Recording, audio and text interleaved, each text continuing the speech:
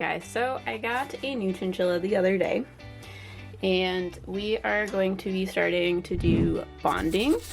So that is bonding with your chinchilla, making them more tame, all of that stuff. Hi guys, welcome back to my YouTube channel. Now today I am doing a video that is very highly requested. I've been getting a lot of questions about this, and I figured it was about time that I made a video about it. Now this is Bunny. I don't know if you can see her, but this is Bunny's cage. She is my youngest chinchilla. I got her a few months ago. She is under a year old, and she is going to be my subject for today. Now today, I'm going to teach you how to tame your new chinchilla or to bond personally with your chinchilla. So I thought Bunny was a good choice for this because she is fairly new to my herd of chinchillas, and I'm going to show you exactly what I do with a new chinchilla. And this one is specifically going to be with a younger chinchilla. I presume it's going to be a little bit harder with one that's older, but the babies tend to be more open to new situations and things like that. So she might be a little bit different than bonding with an older chinchilla. I feel like there's someone down here with me. Now, when you're first bringing your chinchilla home, you're going to want to leave them alone in a very dark and quiet location. The reason for this is they're going to be very nervous, even if they're very highly socialized. And that's because they're in a new environment, they don't know where they are, they don't know who you are, and they are going to be very stressed out. Depending on their personality, some are going to handle this better than others. Like my gold bar chinchilla Piglet, when I moved her to this house, she almost refused to leave this one location in her cage for about a month. Even though she was in the same cage and I had had her for a long time, just the move from a new house was enough to stress her out for a long period of time. So you're going to want to take this slow and make sure your chinchilla is comfortable with each step of this process. After you leave them alone for a few days, the next step is you're going to sit next to your chinchilla's cage and just speak to them, read them stories. You don't want to interact with them at all. You're literally going to sit next to their cage and speak. Maybe you want to film a YouTube video next to your chinchilla's cage. It's exactly what they need. They need to get used to your presence. They need to get used to your sounds. They need to get used to how you move, because this is a lot for a chinchilla. They need to get used to having this very large creature around them. Now, a tip that can help with this is if you have any fleece liners or if you have a fleece bed, if you were to sleep with it, personally, like you slept with it and got your scent on it for a few nights and then put that into the chinchilla's cage, you would also be introducing your scent as well as your voice. That is also going to help the process of your chinchilla to get used to you. Now again, with each one of these steps, you want to make sure your chinchilla is comfortable moving to the next one.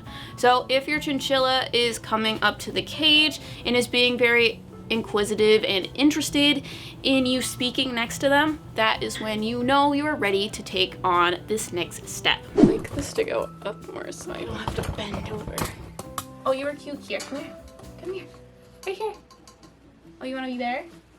Oh, let me at him. Let me at him. Okay. This is a few days after she has arrived. So I let her settle in, and she basically was alone other than me feeding her and whatnot. So today we're going to be starting the process. We're going to start the next step probably. She is a lot more outgoing than other chinchillas. She's very comfortable with me being around her cage and whatnot. The step you're going to take is you're going to place one of your hands in the bottom of the cage and you're not going to move it.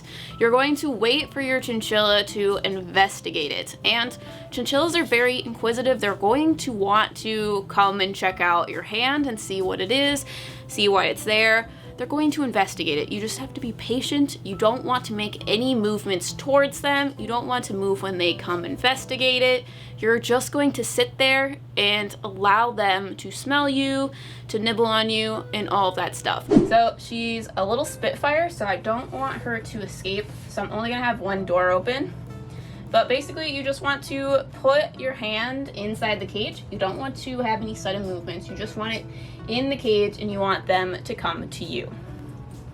As you can see, And if you do have a baby like I do, expect them to put their mouths on you and expect it to be hard.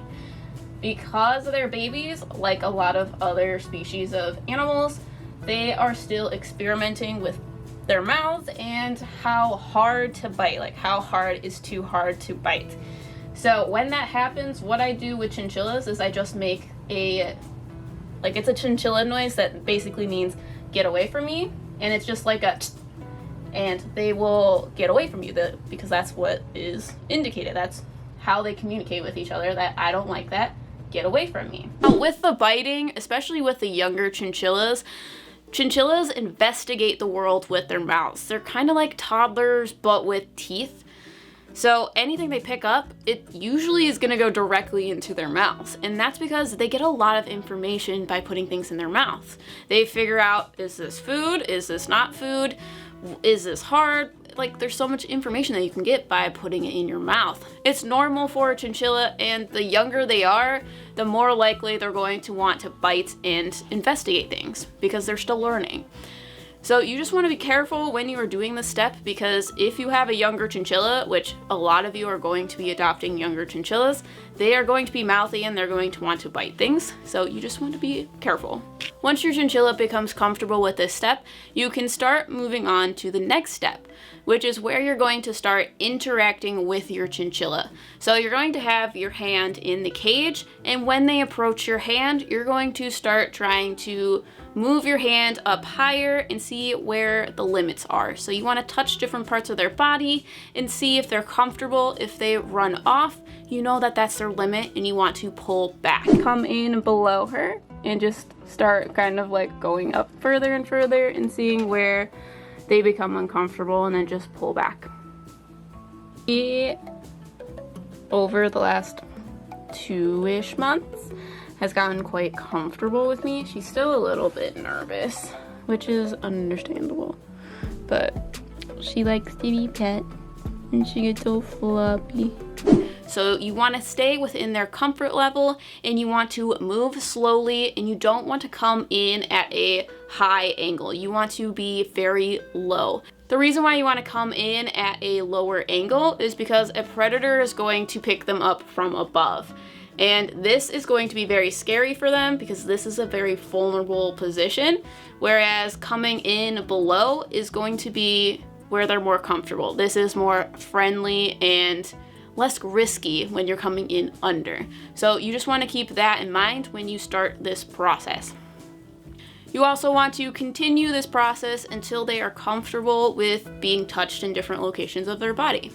The next step with taming your chinchilla is to put both hands in the cage. You're going to have those face up, and you're just again going to wait for your chinchilla to step into your hands, and you're just going to raise them up about an inch or so and then just put them back on the ground. And you want to do this very slowly and very carefully.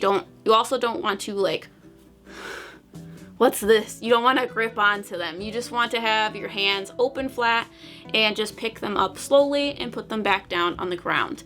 So this is going to start getting them used to being held. Do this very slowly. You don't want to move side from side, just straight up and straight down. This is going to start getting them used to being picked up. I also like to, at this point, start getting them used to having their tail touched. You're not going to want to start picking them up by their tail. You just want to get them comfortable with that feeling of being touched at the base of their tail, because that's what you're going to need to pick them up by in case of emergencies. So you want to get them comfortable with being touched. The last step is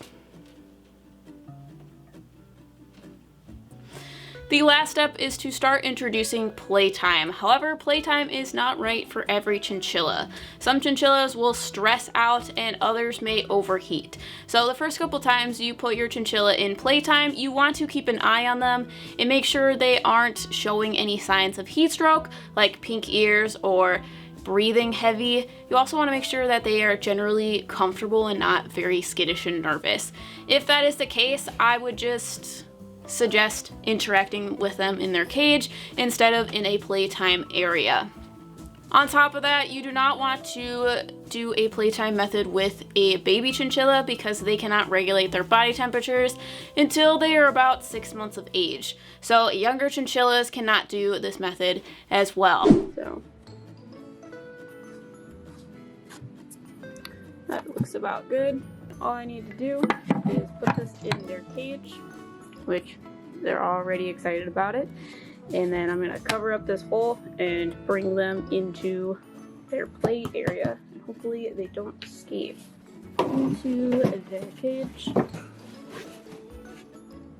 And then wait for them to go in there. Oh, there's one. Hopefully she stays in there. Come in. Oh, perfect. Okay, so the hole is covered, and we're just gonna take both of them into playpen. Hopefully they don't run out of playpen. Oh. Sure that lid doesn't come out. However, playtime can be a great way to gain the trust of your chinchilla.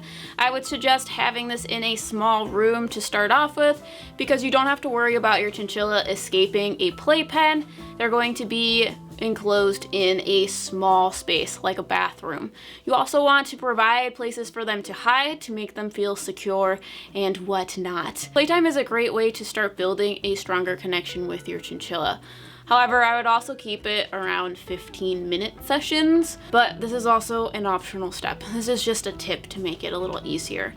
Another tip that I would suggest is giving them treats as well. This is going to enhance the trust because they will start associating you with food. However, you do not want to give them too many treats because chinchillas are very sensitive, and you cannot give treats to young chinchillas like Bunny. They need to be above the age of 6 months because they just can't metabolize that much sugar. So treats are a great way to enhance the trust between your chinchilla and yourself. So it is another tip. And I know there are a lot of other tips out there. Like I've seen people put dust in their hands and have their chinchilla roll in their hands. And there's just a whole bunch of other tips. And if you have any of those tips, please do not hesitate to let us know in the comments. I would love to know all your weird bonding, taming tricks because I love hearing about that stuff. I don't know what I'm saying. However, if you enjoyed this video, make sure you subscribe and hit that notification bell because I will be here next week with another chinchilla video. And while you guys wait, make sure to check out these videos next, and I will see you guys in the next one. She wants to bite me. You want to bite me? I see that mouth. Anytime I get near her mouth, she tries to bite my fingers off. Like clear off.